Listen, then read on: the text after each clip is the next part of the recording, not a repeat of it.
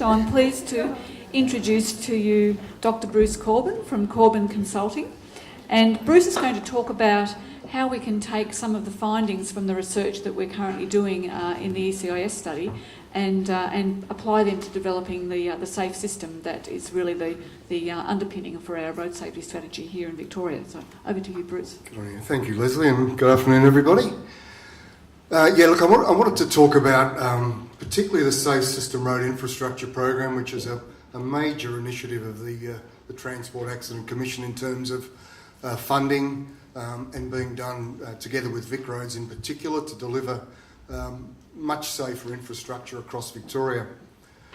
But before I actually talk in some detail about that, I guess I'd like to just highlight this particular study, the Enhanced Crash Investigation Study. I think is a really good example of the sort of thing that MUARC was set up to do back in 1987, is to undertake scientifically sound, practical research that can then inform the practitioners in a way that actually makes a large-scale difference. And I guess in mentioning that, I want to acknowledge a couple of our former MUARC directors. In fact, Peter Volken, the founding director of MUARC, is with us here today, and alongside him, Ian Johnston, who was a director, and both of those people have been, I think, outstanding in driving the transition of the research to practice. And between those two people, Professor Klaus Tingvall was also a director at MUARC for almost 3 years, and I think with our Swedish visitors here today, I think it's important that they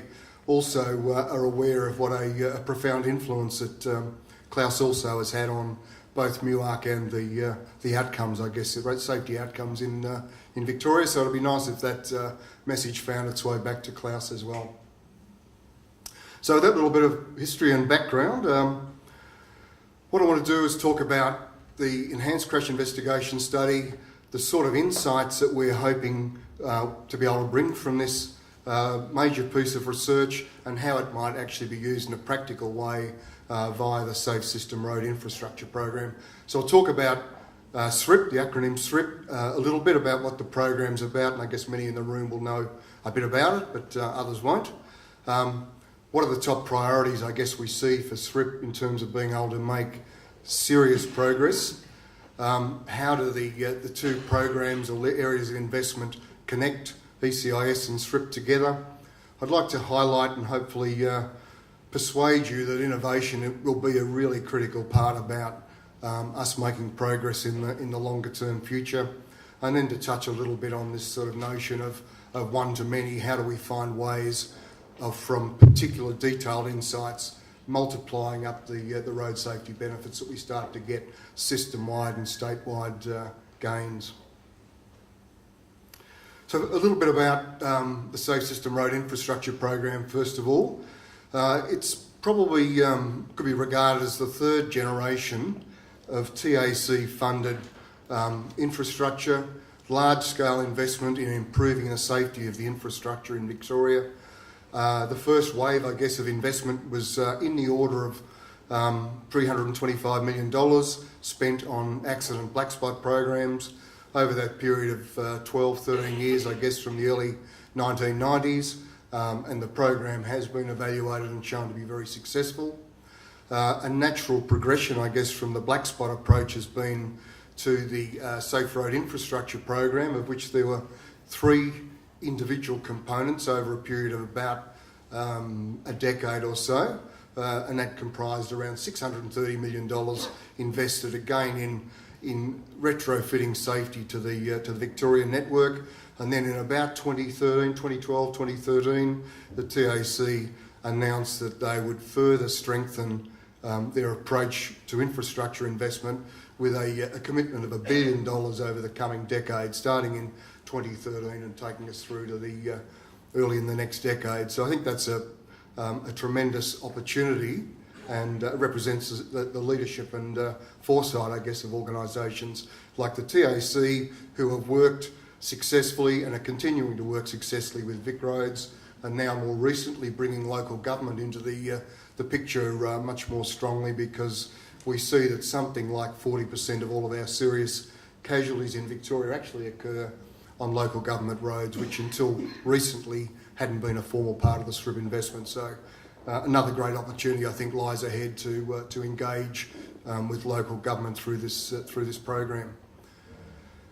It's also led through this $1 billion investment to, I think, a strengthening of commitment in a number of areas through SRIP. Firstly, to the safe system philosophy and principles, which is really the driving philosophy for the SRIP investment. We're endeavouring through the program to transition from worthwhile but less ambitious forms of investment to truly safe system kinds of designs and operation, which will endeavour to maximise serious casualty reduction as far as we can. There'll be a strong focus on key crash types, which we know account for the large chunks of serious trauma in the state. There's a focus also on more and more efficient delivery. When you've got such a large sum of money, $100 million on average per annum, it makes a big difference if you can get an extra 5 or 10% efficiency out of any form of investment. That might mean you can get another 10% down the road, or an additional 50 intersections, for example, treated when you're talking about large sums of money. So that's another important focus. We also know that innovation is needed if we're really going to take big steps towards safe system, big steps towards the elimination, the eradication of death and serious injury. So an important part of the program. And of course, leadership, we recognise leadership and collaboration really will also play a very important part. And I think that leadership can happen at many levels across many organisations. So again, it's something that we hope many of you in this room will be in a position to sort of think about and actually take some steps in that direction as well. Everybody can play a meaningful part. Excuse me. So SRIP, it is driven by an ambitious vision, one which looks to see a road transport system that is free of fatalities and is free of permanent losses of long-term health in the long term. And the means by which it's trying to do that is to actually understand through particularly research such as the ECIS project, what is the sort of systemic change that we need to make in order that we can design and operate with a dramatically lower level of risk.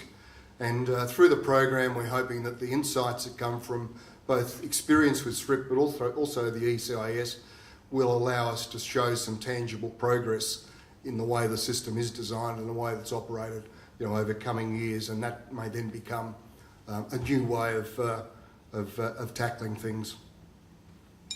Now, the Safe System Road Infrastructure Program is really targeting pretty much 3 key areas of crashes.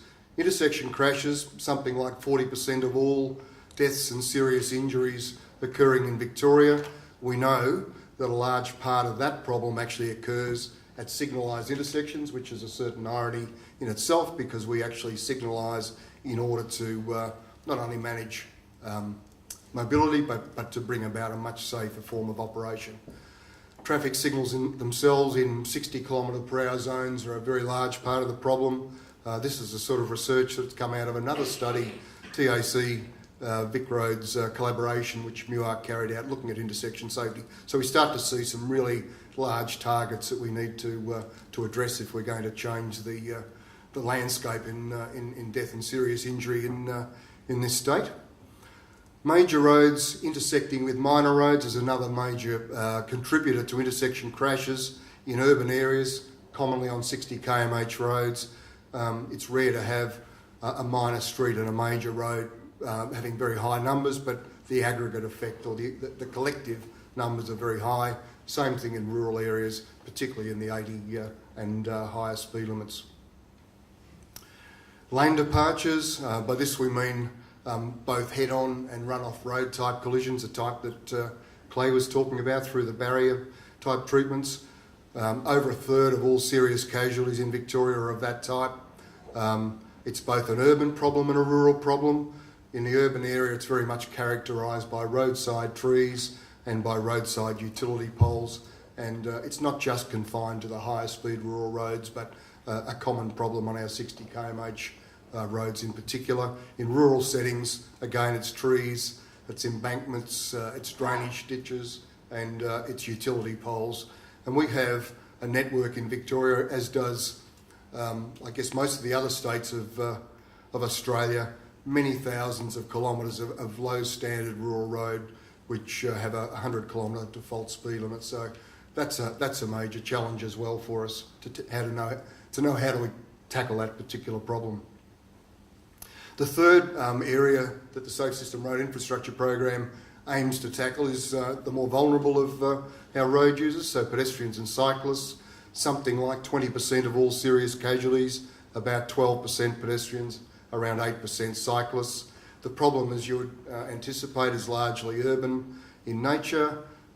It's particularly concentrated in metropolitan Melbourne and some of the larger population centres. We see, and it's not new, but we're seeing an increasing involvement of ageing pedestrians, particularly among the fatalities, really getting up to very large proportions. So that's an aspect that we need to really turn our minds to and think about how we can address that. CBD environments and also major on-road cycling routes for bicyclists seem to be challenges and priorities as well for investment. Now, thinking about how to connect up the Enhanced Crash Investigation Study and the SRIP, what we're finding in the early days with ECIS, that we tend to be focusing on the same sorts of crashes as are a priority for SRIP, and that's not surprising, but it's a good coincidence that we need to capitalise on. So far, there's something around 53 cases I think have been recruited as of about yesterday or the day before, somewhere around there, of which a dozen I think have been presented now to panels for discussion, which I think, having been part of some of those, I've observed I think great value from the discussions of different people from different organisations and disciplines really sharing their thoughts and to great effect. Intersections around 5 cases, run-off road about 4 and head-on about 3. In the future with ECIS, and Michael, you may, if there's any questions about this, be better placed, of course, to answer these, but we think that pedestrians might be brought into the study a little bit down the track, and hopefully there'll be something like a 5-case trial proposed. Cyclists, again, once the methods are established, there might be possibilities to introduce them as well. And in the case of motorcyclists, I think you'll be drawing on the results of other fairly current research to see what we can learn in the way of insights there.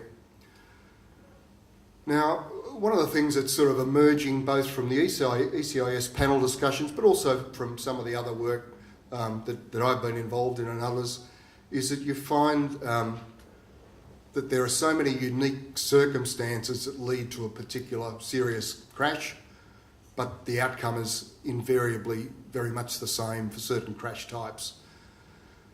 And the challenge, I think, is that how do we design the system so that we can actually accommodate the inevitable human errors without having to actually come up with a countermeasure for all of the individual circumstances that we find. And maybe just to give a quick example of some of the red light running cases that we've seen of late. I think one involved the possibility of a stolen vehicle, another somebody applying hand cream on approach to the signals, and another a person who had a seizure while at traffic lights. So we're getting this, you know, and it's still early days, but we're getting this very diverse range of circumstances. So the only efficient or effective way forward is to think about solutions that can capture all of that diversity and bring risk to a much lower level. Thanks, Leslie. I'll have to move a little more quickly, I think. So look, intersections signed and signalised, our 100 km/h rural roads are a challenge, our local streets are a challenge. The program, or the project, the ECIS project, will give us a chance to test safe system thinking, to be much more ambitious, to look ultimately at systemic change across the network. It requires innovation, and it requires innovation in a way that will forgive the human error that characterises the operation of the system. When we innovate and we evaluate, then widespread implementation of the successes will ultimately lead to wider spread of the benefits, and hopefully to standard practice. So that's the sort of the notion, I guess, of the one-to-many. Now I want to talk just as by way of an example of signalised intersections today. This photograph you see is a good example of what we see today when we drive around the Victorian, if not the Australian road network. Red light running still remains, even in these highly signalised state, a major source of serious casualties. And without wanting to be too unkind on the way in which we design signals, we've got a very long history of trying to address the issue, and I think largely without success. We've had right turn phases, partial, then full control. We extend the all red period. We put in more conspicuous traffic signal displays, high mounted signals. We coordinate signals. We have intelligent detection, red light cameras with speed cameras, warning signals, and then signing and other ways of sort of alerting people to pedestrians to, stop here on the red signal, red arrow, etc. We still have, despite all of these efforts over a prolonged period, an ongoing problem. Now I just want to perhaps give some acknowledgement to the innovation of people at the Vic Road Southwest region, where you can see in this image of a design that's currently under construction, a new signalised intersection funded by SRIP to try and bring about through these raised platforms more moderate speeds as vehicles run through the traffic signals. They've been used very successfully in the Netherlands, and we're now looking to see if we can't use them with success here. So by way of wrap up, I guess the one-to-many concept, every crash is unique, yet the outcomes endlessly repeat themselves.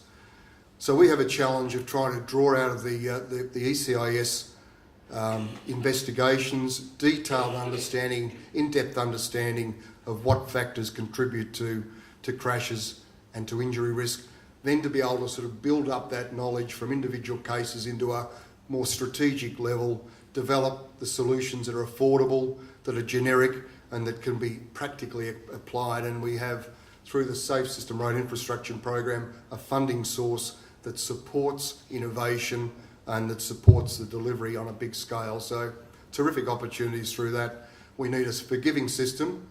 That will be vital to success. And once we get that kind of approach happening, I think on a more widespread scale, then we'll start to see some systemic changes and some much greater benefits across the system. Thank you, Leslie.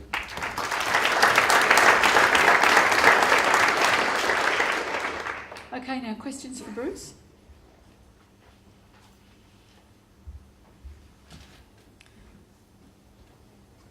I'll have to think quickly, Bruce. I'm interested in your comment about that you're saying that every crash is unique. I mean, do you think that's necessarily true? I mean, I think there are some groups of crashes that are very similar, but I guess what you're saying is perhaps the circumstances leading up to the crashes might be unique. So in your example there, what people were doing was different, but the initiating factor that is running through the red light was common to all of those. So I guess that's what you're getting at with that. That is, and I think when you actually look in detail at a lot of the crashes, you find every human has a slightly different story, or sometimes a very different story. But the fact is, in the particular examples I'm talking about, they run a red light, and the consequences are the same if somebody happens to be, in their path as they're going through. So it's kind of, I guess my point is to not try and get too hung up by solving individual microscopic problems, but rather we need to see, a systemic sort of approach to that kind of human behaviour.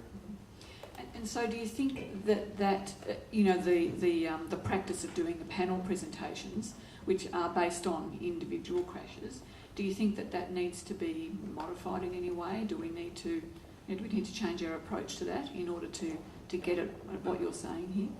No, look, I think the panels sessions that I've been to so far, I think have been excellent. I think the engagement and the insights that have come out from that have been really good, and so you don't want to interfere at all with that. But I just think we need to also be mindful that we've got to kind of, through the course of the project, build up the picture so we see it as a system-wide view rather than always individual cases. Okay. Other questions for Bruce? No? Okay, then it just remains to thank you very much, Bruce, for your presentation.